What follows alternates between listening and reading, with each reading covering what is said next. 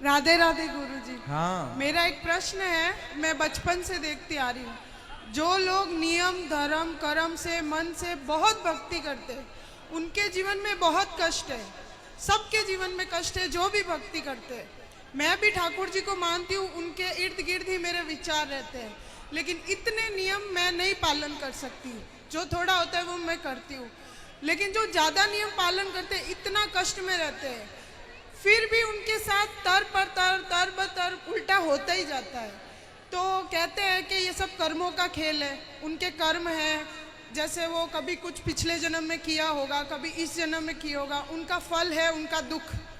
लेकिन मेरे को ये समझ नहीं आता कि जब कर्म करके फल लेना है, कर्म करके फल लेना है, तो वो भक्ति का उसमें क्या योगदान है, वही मेरे को। और जब भगवान कहते हैं कि मेरी आप भक्ति करोगे तो मैं हर चीज से आपको मुक्त कर दूंगा, आपके लिए जीवन आसान कर दूंगा, तो फिर कर्म का दोष कैसे लगेगा, मुझे वो समझ नहीं आता। वाह, सुंदर प्रश्न है, इसलिए ताली बजाओ। सब बैठो आप लोग। अच्छे प्रश्न पूछने चाहिए ऐसे जैसे इन्होंने पूछा। सब बैठो, पहले अगल बगल की बहनें सब बिठाओ। सुनो, इन्होंने पूछा है कि जब कर्म का ही फल भोगना है तो फिर भक्ति करने की क्या जरूरत है। सिंपल ये है। क्यों, सही है? अर्जुन भक्त थे कि नहीं? माइक ले लो, आगे पीछे की मैया बैठ जाओ। अर्जुन भक्त थे कि नहीं? थे ना। लेकिन अर्जुन को भी 12 वर्ष का वनवास जाना पड़ा। 12 साल तक जंगल में रहना कोई सरल काम तो नहीं है। 1 साल अज्ञातवास, जंगल में रहना, किसी के दास दासी बन के रहना सरल काम तो नहीं है। जबकि अर्जुन जैसा भक्त कौन होगा? फिर भी उन्हें कष्ट उठाना पड़ा। भगवान राम तो स्वयं भगवान थे, 14 साल का कष्ट। माता सीता तो साक्षात लक्ष्मी थी, फिर भी दर दर की ठोकर जंगल में लकड़ियां काट काट के बच्चों का लव कुश का लालन पालन किया। इसी प्रकार अब आप कहते हैं कि जब हम भक्ति करें तो फिर कर्म ही का फल भोगना है, तो भक्ति का अर्थ क्या? बात ऐसी है बेटा कि कर्म तो अपनी जगह है, कर्म तो हमें भोगनी है, हमें भी भोगना है, आपको भी भोगना है। भक्ति सिर्फ इसलिए की जाती है, इसलिए नहीं की जाती कि भगवान हमें पैसे वाला बना दें, भगवान हमें धन धान्य से भर दें, घर में सब कुछ हो। भक्ति का मतलब पैसा पाना नहीं, भगवान से बेटा बेटी मांगना नहीं। अरे भगवान की भक्ति आपको जो देगी, कोई कर्म में इतनी ताकत नहीं है कि आपको वो दे सके। अब उदाहरण से समझो, विभीषण को लंका का राजा बना दिया, क्या विभीषण का कोई ऐसा कर्म उसे राजा बना सकता था? कर्म अच्छे करता था फिर भी लातें खाता था, रावण लात मार के निकालता था, उसके कर्म का भी उसे दंड मिला। पर भगवान की भक्ति जो की, उस भक्ति का भी फल, कर्मों का फल यदि मिलता है तो भक्ति का फल भी मिलता है। थोड़ा सा देर है। विभीषण को भक्ति का फल मिला। उस कोई व्यक्ति ऐसा कितना कर्म करता कि वो लंका का राजा। भगवान कर्मों के फल को नहीं देखते कि तुमने भक्ति हमारी कितनी की। जब भक्त शरण में चला जाता है तो भगवान भूल जाते हैं कि कितना बड़ा पापी और पतित है, उठा करके राज सिंहासन पर बिठा देते हैं। दूसरा सुग्रीव, सुग्रीव भी लातें खाता था भाई की, दर दर की ठोकर खाता था, उठा के बिठा दिया। तो भगवान बेटा, भगवान जो दे सकते हैं कोई नहीं। इसलिए गलती हम लोगों की है कि हम उम्मीद क्या करते हैं, हे भगवान हम तुम्हारे इतने बड़े भक्त हैं, तुमने हमें बेटा भी नहीं दिया। हे भगवान हम तुम्हारे इतने बड़े भक्त हैं, रहने को घर भी नहीं दिया। हे भगवान तुम्हारे हम इतने बड़े भक्त हैं, हमारा पति नहीं सुनता, बेटा नहीं सुनता। भगवान की भक्ति का मतलब ये नहीं कि तुम्हारा बेटा सुने, तुम्हारी बेटी सुने, तुम्हारा घर बन जाए। जो भाग्य, सुदामा ने सारी जिंदगी गरीबी देखी है, क्या सुदामा से बड़े भक्त आप और हम हैं? क्या हो सकते हैं? नहीं। लेकिन सुदामा से ज्यादा हमारी शिकायतें हैं। सुदामा की तो एक भी नहीं थी, सारी जिंदगी भीख मांगकर गुजारा किया, सारी जिंदगी भगवान की भक्ति की, और मांगने नहीं गए, 4 मुट्ठी चावल अपनी हैसियत के अनुसार देने गए। जब सारी जिंदगी उन्होंने भक्ति की और फिर भी गरीबी में रहकर शिकायत नहीं की, तब भगवान ने देखा कि भक्त पक्का है।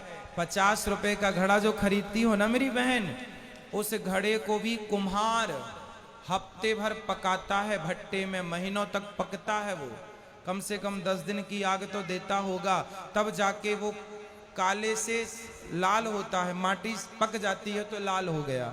अरे घड़े को भी पकने के लिए आग में उसे डालना पड़ता है। तो भगवान जब अपने भक्त को पकाएंगे तो थोड़ा तो दुखों की आग में तपाएंगे कि देखें कितना कच्चा कितना पक्का। इसलिए हर हाल में गोविंद का स्मरण करो और ये मत कहो कि हमें भगवान से कुछ चाहिए।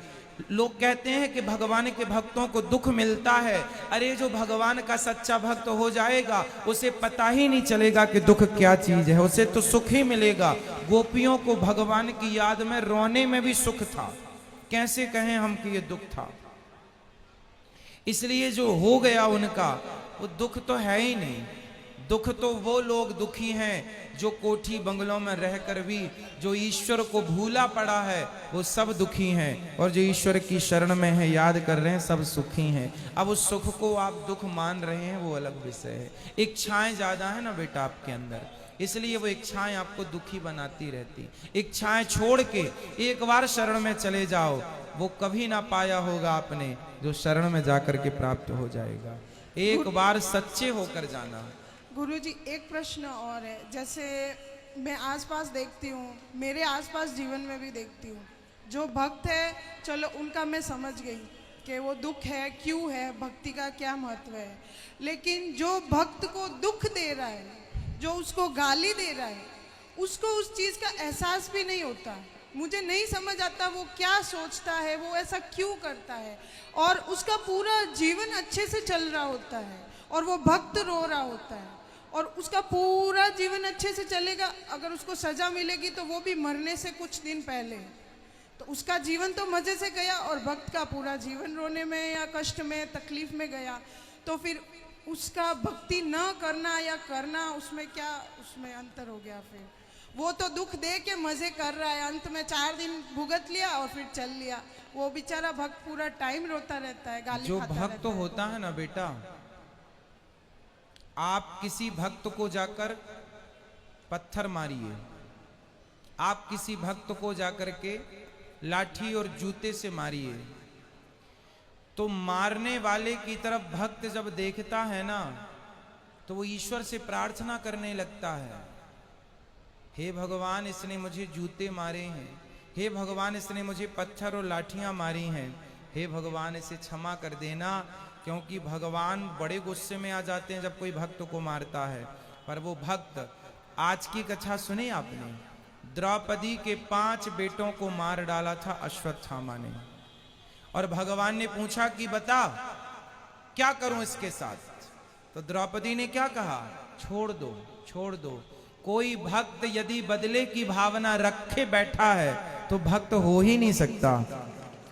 भक्त तो ये चाहता है कि इसने गलती की है पर भगवान इस पर क्षमा करना, और भगवान क्षमा करते नहीं हैं। विभीषण को लात मारा रावण ने, मारा लात मारा भगवान ने, भगवान को भक्त को भगवान ने कहा रावण तुमने मेरी छाती में लात मारे होते ना मैं तुम्हें माफ कर देता, तुमने भक्त को मारा है इसलिए माफ नहीं सर्वनाश करूंगा, कर दिया। एक बात बताओ कि जब तक रावण ने विभीषण को लात नहीं मारा तब तक राम जी ने लंका में एक भी बाण छोड़ा हो, एक भी नुकसान किया हो लंका का, तो मुझे बताओ। रावण ने सीता मां को चुराया, जयंत ने सीता मां के चरणों में चोंच मारी थी तो बाण छोड़ दिया था, त्रैलोक्य में जयंत को बचाने वाला नहीं मिला, चरणों में चोंच मारी थी केवल, और रावण तो पूरी सीता उठा कर ले गया। तो क्या राम जी बाण वहीं से बैठे बैठे ना मार देते, रावण तो मर जाता।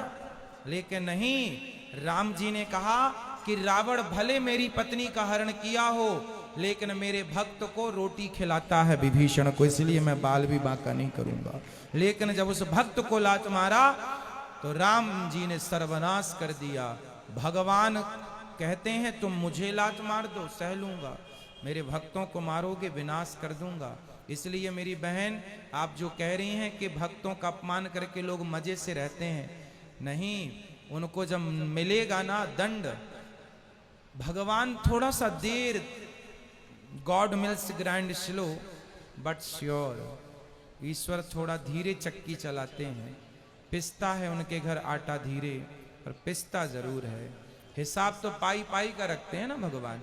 जब देंगे ना तो खूब नानी याद आएगी। और आप ये मत सोचो जैसे मैंने, आप भक्त हो और मैंने आज आपको अपमानित किया, आपको मारा मैंने, तो आप तो भक्त हैं, आप तो मेरे से कोई ना कुछ ना कहेंगे और मैं तो मौत से रह रहा हूं।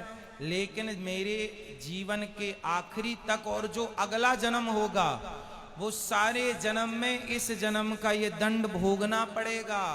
कोई अंधा है, कोई लंगड़ा है, कोई बहरा है, क्यों है? किसी जन्म का तो हिसाब चुक रहा है ये। क्यों लोग घिसट घिसट के चल रहे हैं? क्यों चप्पल पांव में ना पहन के हाथ में पहनना पड़ रहा है? ये आज का ही कर्म दंड थोड़ी है, ये किसी ना किसी जन्म का कर्म दंड ही तो भोग रहा है।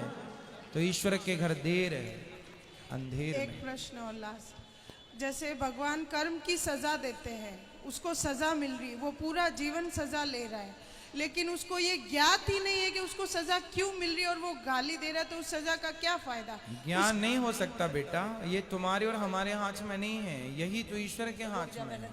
मिलेगा बस, ये श्योर है, ये कन्फर्म है, बट ये नहीं कन्फर्म है कि आपको किस दंड पाप का। भीष्म पितामह को बाणों की सैया मिली। भीष्म पितामह ने कहा कि मैंने तो कोई पाप नहीं किया, मैंने तो कोई अपराध नहीं किया, मैं तो अपने 20 जन्म पुराना मैं जानता हूं। भगवान ने कहा 20 जन्म तक तो जानते हो, 20 जन्म के पहले 21वां जन्म देख लेते तो मिल जाता। एक सांप को कांटों के ढेर में फेंक दिया था 21 जन्म पहले, उसका दंड आज मिल रहा है भीष्म पितामह को। तो हमारी और आपकी सोच, हमारी और आपकी बुद्धि से ईश्वर का न्याय परे है। महाराज जी, जैसे मेरे जीवन में है, मेरे साथ कुछ बुरा होगा, कुछ समय के लिए बुरा लगेगा, लेकिन मैं सोचूंगी कि शायद ये मेरे कुछ कर्मों की सजा है, फिर मैं माफ़ी भी मांगूंगी, तो क्या मुझे वो माफ़ी मिलेगी उस भाव के साथ, उस फील के साथ? यदि हमने कोई अपराध किया हो और हम सिर्फ भगवान की शरण में चले जाएं, तो भगवान कहते हैं सन्मुख होहि जीव मोहि जबहि, जन्म कोटि अघनासहि तबहि, अघ मीन्स पाप।